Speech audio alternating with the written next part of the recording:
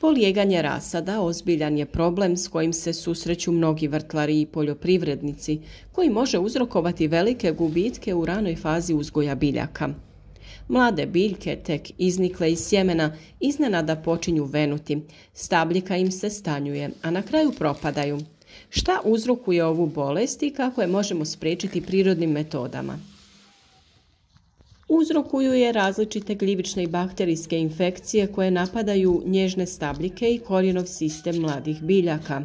U nastavku ćemo detaljno objasniti zašto dolazi do polijeganja rasada, koji su glavni uzroci te kako se ovaj problem može spriječiti primjenom prirodnih preparata. A vi pozorno pratite i odgovorite na nagradno pitanje koje ćemo postaviti pred kraj videa te povećajte šanse da osvojite vrijedne poklone. Šta je to polijeganje rasada? Polijeganje rasada najčešće uzrokuju patogene gljivice i mikroorganizmi koji napadaju biljke u vlažnim i nepovoljnim uslovima. Ova bolest može se pojaviti već nekoliko dana nakon klijanja i obično napada biljke dok su još mlade i osjetljive. Glavni uzročnici su gljivice iz roda Phytium, Rhizoctonia i Fusarium, ali i određene bakterije. Ove gljivice vole vlagu i brzo se šire u uslovima loše drenaže i visoke vlažnosti zraka. Zašto dolazi do polijeganja rasada? Polijeganje rasada je rezultat infekcije patogenima koji žive u tlu, vodi ili na površini biljaka. Ovi mikroorganizmi napadaju biljke kada su uslovi za njihovo širenje povoljni, a otpornost biljaka smanjena. Glavni faktori koji doprinose polijeganju rasada uključuju prekomjerna vlažnost. Stalno vlažno tlo stvara idealne uslove za razvoj gljivica. Tu je i loša drenaža. Slabo propusno tlo zadržava vlagu i potiče rast patogenih organizama. Gusta sjetva je sljedeći od razloga jer prevelik broj biljaka u malom prostoru smanjuje cirkulaciju zraka i povećava vlažnost. Tu je naravno i nedostatak svjetlosti, slaba osvjetljenost, slabi biljke, čineći ih podložnijima infekcijama. Visoka ili niska temperatura, ekstremne temperature oslabljuju biljke i smanjuju njihovu otpornost.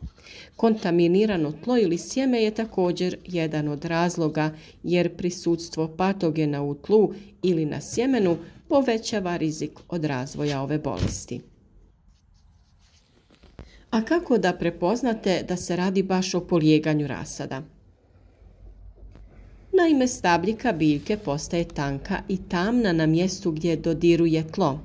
Biljke počinju naglo venuti i padati. Korijenje može trunuti i poprimiti također smeđu ili crnu boju. Ako primijetite ove simptome, važno je brzo djelovati kako biste spasili ostatak biljaka.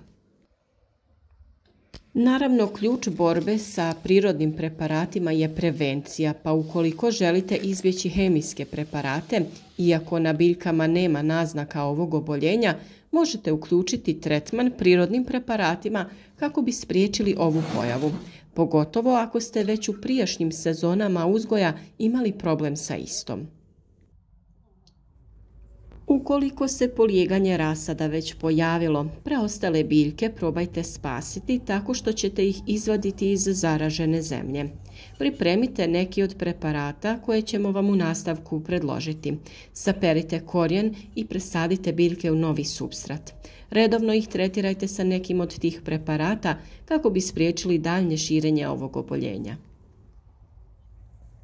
No prvo recimo kako spriječiti polijeganje rasada.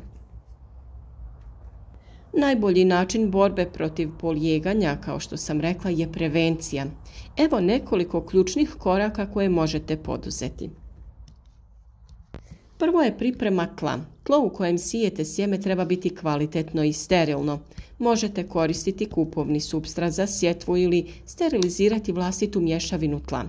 Nedavno smo objavili video o svim preparatima koji vam mogu poslužiti u te svrhe, te smo vam dali savjet kako da sami pripremite supstrat za sjetvu i presađivanje biljaka. Dodavanje kokosovih vlakana, perlite ili pijeska poboljšava drenažu i smanjuje zadržavanje viška vlage.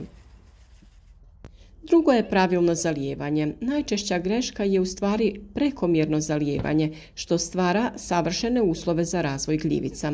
Da biste to spriječili, zalijevajte umjereno, najbolje ujutro, kako bi se tlo moglo prosušiti tokom dana. Koristite raspršivač umjesto direktnog mlaza vode i osigurajte da posude imaju drenažne rupe kako bi višak vode mogao otjecati. A treće su ti prirodni preparati protiv gljivica.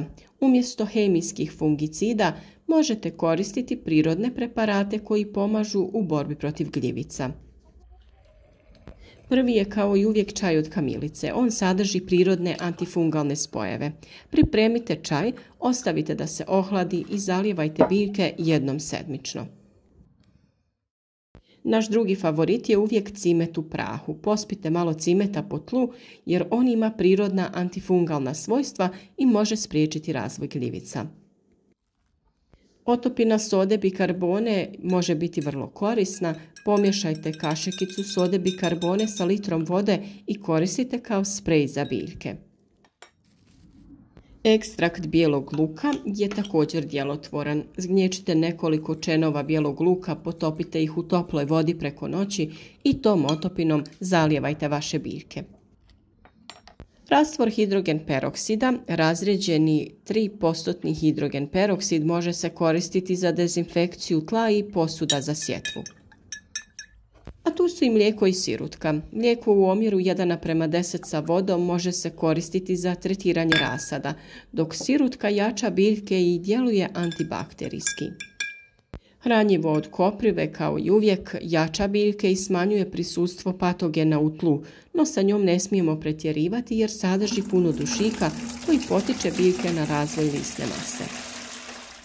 Ovo je bilo samo ukratko da spomenemo koji su to preparati, a u videu koji smo objavili prije nekoliko dana objasnili smo tačno koji se preparat kako priprema i za šta se koristi.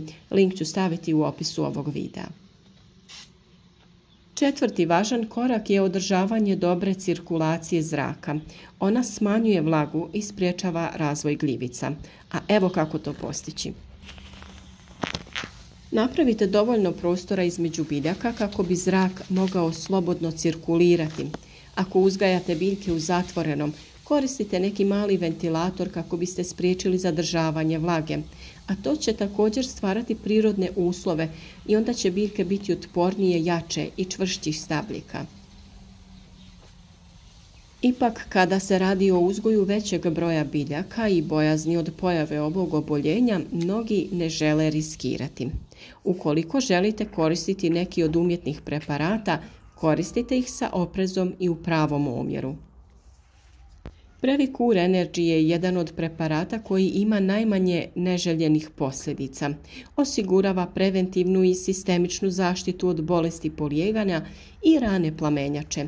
Osim toga, pozitivno djeluje na rast korijena i ukorjenjavanje, a biljke lakše podnose stresne uslove presađivanja. Preporučuje se primjena odmah nakon sjetve, a drugo zalijevanje nakon 2 sedmice kada biljke imaju oko 10 cm visine ili nakon pikiranja. Protiv bolesti polijeganja sa ovim preparatom zalijevamo korijen biljke i zemlju oko biljke. Na 10 litara vode dodajemo 2,5 ml sredstva. Prilikom zalijevanja vodite računa da je zemlja umjereno vlažna, nikako suha, ali ni prevlažna. Možete ga koristiti i nakon što presadite biljke na stalno mjesto u vrtu, a tada koristite 200 ml otopine po presadnici. Previcur Energy se također folijarno može koristiti protiv pojave plamenjače na paprikama i salati. Jednostavan je i siguran za primjenu te osigurava zaštitu od svih najvažnijih bolesti mladog rasada. Pozitivno utječe i na prirodni obrambeni mehanizam biljaka, povećava njihov imunitet i time ih čini otpornijima na napade biljnih bolesti, stimulira razvoj korijenovog sustava, rast, razvoj i produkciju biljke. Omogućuje i profitabilniju proizvodnju presadnica, to jest osigurava veći broj zdravih biljaka za presađivanje. Presadnice nakon tretmana lakše podnose stresne situacije te lakše i brže se ukorjenjuju. Vrlo je bitno da upotrebljavate sredstva za zaštitu biljaka sigurno i u pravom omjeru te u pravo vrijeme. Prije upotrebe uvijek pročitajte etiketu i informacije o sredstvu, jer ćete tako najbolje procijeniti količinu sredstva koja je potrebna za vaše biljke. Mi svakako preporučujemo da probate ispoštovati sve uslove za uzgoj biljaka i isprobate prvo prirodne preparate za zaštitu prije nego posegnete za umjetnim rješenjima. Ova pojava se svakako može izbjeći, zato ova prirodna sredstva koristite preventivno. Očuvajte vaš rasad i izbjegnite gubitke u proizvodnji. Polijeganje rasada može biti ozbiljan problem, ali pravilnom prevencijom možete zaštititi svoje biljke. A sada je vrijeme za današnje pitanje koje glasi: koji su simptomi polijeganja rasada? Odgovore pišite u komentar, pišite i vaša iskustva sa ovom pojavom. A naš rad, kao i uvijek, podržite sa like i podijelite video sa prijateljima kako bi i drugi imali koristi od naših savjeta. Pravilna priprema tla, održavanje optimalnih uslova i korištenje prirodnih preparata mogu značajno smanjiti rizik od ove pojave. Umjesto hemijskih fungicida, primjena biljnih ekstrakata, bioloških sredstava i kontroliranog zalijevanja mogu pomoći u očuvanju zdravog rasada. Prevencija je ključ uspjeha, zato reagujte na vrijeme, a pravilna njega biljaka u ranim fazama rasta osigurati će zdrav i snažan razvoj biljaka do faze presađivanja.